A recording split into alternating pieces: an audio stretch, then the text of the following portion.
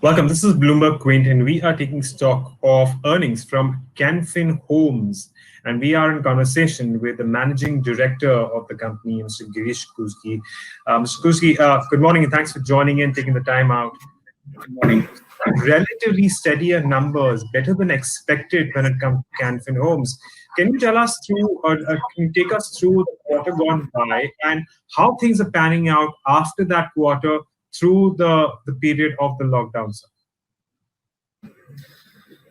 If you look at Canfin, last few quarters, we started doing very, very well, extremely well. Q3, for the first time, we showed significant growth even in disbursements. So earlier, what used to happen is that we used to grow on AUM, all the parameters, we used to be pretty comfortable, but somehow the loan growth, when I say loan growth, I'm talking about disbursement. Disbursement growth was either flat or negative. Q3, we got growth back.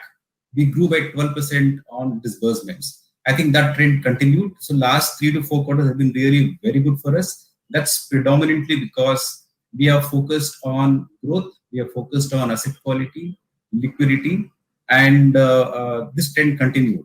What happened in Q4 is that we did business till about 23rd of March. From 24th, lockdown started. So we lost about 8 crucial days in March.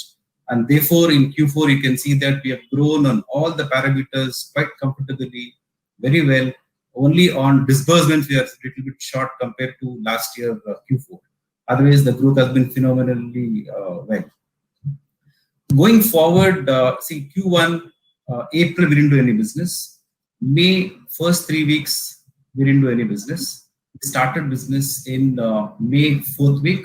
The pickup was quite good, but we believe that's last to do with stock.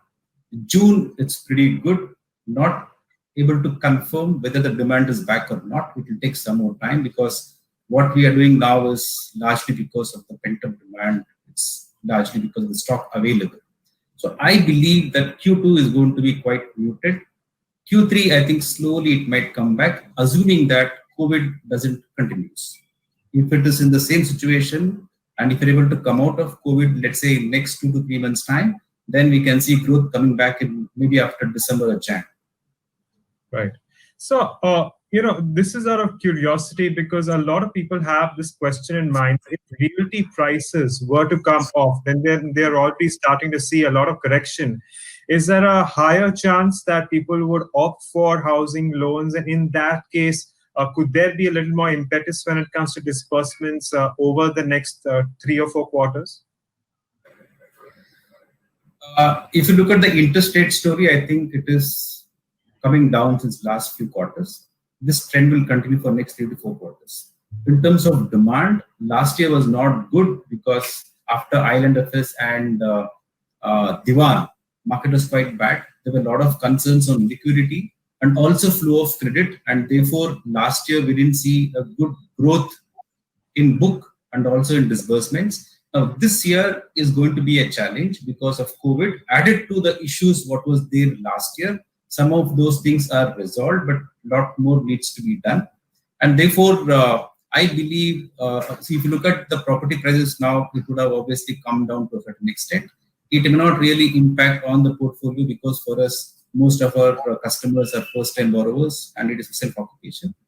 But yes, if demand comes back, let's say after December, the recovery is going to be much faster in affordable space because there is less dependence on developers. So it will be quite faster.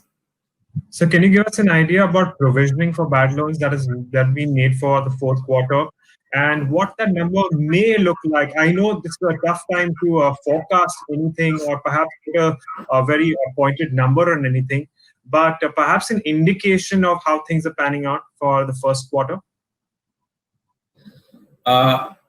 In terms of provisioning, of course, we have provided nearly 41 times more than last year Q4. I think that is largely because of on SMA2 we have provided complete 10%.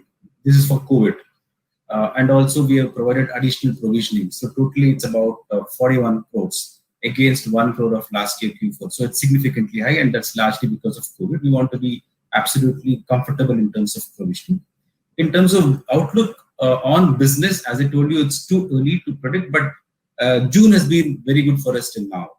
So Q2, we expect if COVID doesn't continue or if it doesn't deteriorate from the current level, then we could see recovery coming back quite early. But it will take a couple of quarters. According to me, demand will come back after December or so.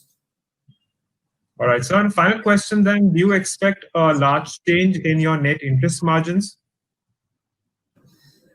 For a housing finance company, NIM of 3 plus is a good number. And I don't think so there'll be too much of changes. Yeah, we've been showing growth on NIM over the last few quarters. But it's not going to be easy going forward. But we will maintain the NIM. Plus or minus 8-9 bits, we'll be able to maintain that. But growing from the current level is going to be a challenge on NIM especially. Okay, Mr. Koosgi, we leave it at that. Thank you so much for joining us and talking to us here on Bloomberg Quint. Thank you.